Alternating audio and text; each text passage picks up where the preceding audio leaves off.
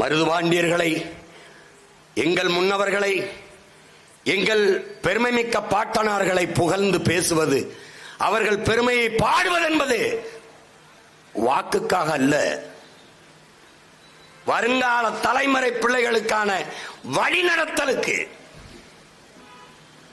என் இனப்பெருமையை, என் முன்னவனின் பெருமையை பேசுவது என்பது பீற்றிக்கொள்ள அல்ல, எங்களை நாங்களே தேற்றிக்கொள்ள, நான் யார் என்பதை எனக்கு நானே சொல்லிக்கொள்ள, நான் எப்படிப்பட்ட வீரனின் பேரன் என்பதை நான் அறிந்து கொள்ள, எனக்கு பின்பு வருகிற என் தம்பி தங்கைகளுக்கு அறிந்து சொல்ல.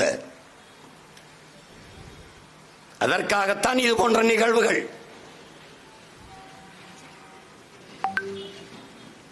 மருதுபாண்டி யார் என்றே தெரியாதவன் எனக்கு வாக்கு செலுத்தி என்னாக போகிறது? வரலாற்றில் எதை படித்தாய்? 8 நாட்கள் வெள்ளையனை எதிர்த்து சண்டை போட்டவனை வீர சிவாஜி என்று படித்தாய்.